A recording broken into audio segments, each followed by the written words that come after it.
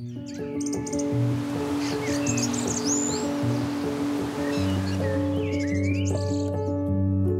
Camp তো বাংলাদেশে প্রায় 12 বছর ধরে অপারেট করছে। আপনারা হয়তো জানেন যে আমরা বেস ক্যাম্প গাজীপুরে আমাদের আছে, চিটাগংয়ে আমরা করেছি, বান্দরবনে আমাদের আছে একটা মুন্ডা ইনক্লুসিভ ট্যুরিজম। তো বেস ক্যাম্প এরপরে হলো ঢাকাতে, যেটা এয়ারফোর্স বেস ক্যাম্প নামে। তো বেস ক্যাম্পের পারপাসটাই হচ্ছে, এখানে আমরা এটাকে বলি যে অ্যাক্টিভিটি অ্যান্ড আউটডোর ক্যাম্প, এবং এটা আনলাইক এনি আদার রিসর্টস, এটার কিন্তু পারপাসটা ইজ ভেরি ভেরি ডিফারেন্ট। এখানে মূল যেই জিনিসটা আমরা যেটা করি সেটা হচ্ছে মানুষকে তার কমফোর্ট জোন থেকে বের করে নিয়ে আসি through various outdoor activities, challenging activities, এগুলো দিয়ে। এগুলো অনেকগুলো আছে ফিজিক্যাল, অনেকগুলো আছে মেন্টাল চ্যালেঞ্জেস, সাইকোলজিক্যাল নানান ধরনের গেম আছে, যেগুলো আমরা আসলে বেস ক্যাম্পে করি। এবং এখানে নানা ধরনের কর্পোরেট আসে, স্কুল আসে, রাতে থাকা যায়। সো বেস ক্যাম্পের purpose is quite different than other resorts.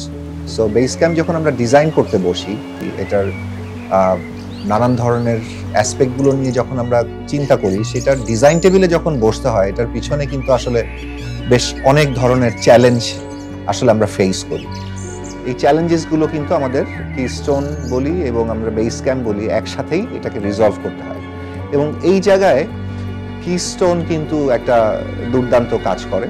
তারা আমাদের বেস ক্যাম্পের সমস্ত রিকোয়ারমেন্টগুলোকে অ্যানালাইজ করে সেটার জন্য কিন্তু খুব কাস্টম ডিজাইন করে। গদ বাঁধা কোনো ডিজাইন কিন্তু আমাদের এই বেস ক্যাম্পের যেই ধরনের ফাংশনালিটি, সেই জায়গাটা এটা কাজ করে না।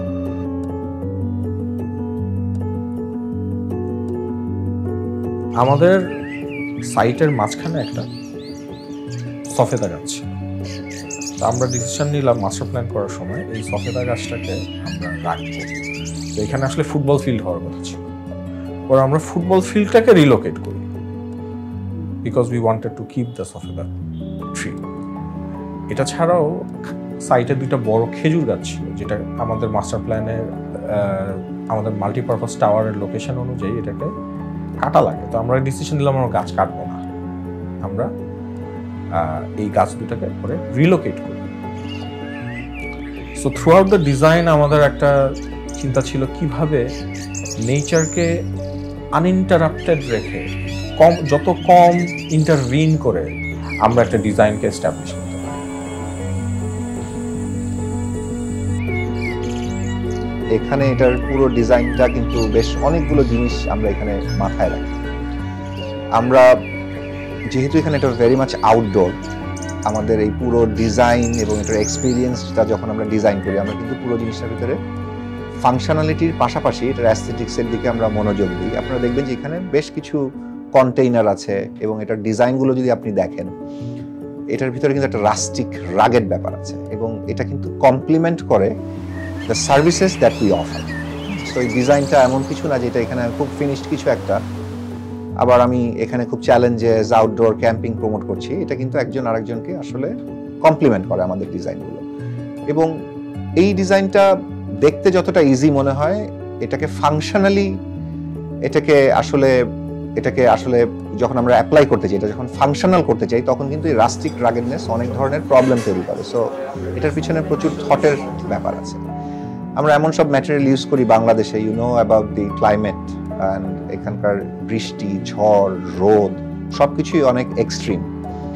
এগুলোকে মাথায় রেখে আমরা যখন এই ধরনের আউটডোরে এই ধরনের ডিজাইনগুলো করি, প্রত্যেকটা জিনিস কিন্তু আসলে ফাংশনালি এটাকে সলভ করতে হয়। অ্যাট দ্য সেম টাইম এটা ডিউরেবিলিটিরও একটা ব্যাপার থাকে, যেন পুরো জিনিসটা লো মেইনটেনেন্স হয়। আমরা খুব ইজিলি হয়তো স্টেইনলেস স্টিল ইউজ করতে পারি, কিন্তু সেটা জায়গায় আমরা কাঠ ব্যবহার করছি, সেটা জায়গায় আমরা এমএস ব্যবহার করছি। সো এই যে fusion of locally available products অথবা ম্যাটেরিয়ালস এবং সেটাকে সাস্টেইনেবল করা, সেটাকে অ্যাস্থেটিক্যালি একটা জায়গায় নিয়ে আসা, যেন এই জায়গায় আসলে আমি খালি অ্যাক্টিভিটিও করবো না, একটা প্লিজিং এনভায়রনমেন্ট আমি এখানে পাবো।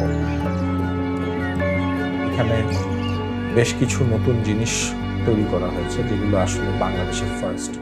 যেমন হচ্ছে এখানে একটা ইন্টারন্যাশনাল স্ট্যান্ডার্ড ক্লাইম্বিং ওয়াল তৈরি করা হয়েছে। সো আমরা যখন ডিজাইন করি, আমরা কিভাবে ফাংশনাল এবং এক্সপেরিয়েন্সিয়াল দিকগুলোকে একটা জায়গায় নিয়ে আসতে পারি, সেটা আমরা চিন্তা করি। মাল্টিপারপাস টাওয়ারটাতে আমরা যেটা করেছি যে এটার উপরে আবার কিন্তু একটা ওয়াটার টাওয়ার আছে, যেটা পুরা প্রেমিসে ওয়াটার সাপ্লাই দিচ্ছে। এটার সাথেই আমরা আবার ক্লাইম্বিং ওয়াল তৈরি করেছি, এখান থেকেই আবার জিপ লাইন হচ্ছে। একটা স্ট্রাকচারকে কিভাবে মাল্টিপল ইউজ করা যায় সেই জিনিসটা আমরা এখানে তৈরি করার চেষ্টা করি। So that becomes cost efficient for the client. এটার ইমেজটা রাতের বেলা কি হয়, when we artificially enlighten the entire space।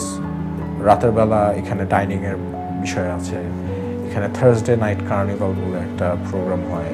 এটার অ্যাম্বিয়েন্সটাকে কতটা কাম কুল রাখা যায়, কারণ রাতের বেলা কিন্তু it's not about that much adventure. এটার সাথে তো ওভারঅল বেস ক্যাম্পের যে একটা ওভারঅল থিম, এই জিনিসটাকে আমাদের মাথায় রাখতে হয়। So it's about reconnecting with your self and giving yourself some time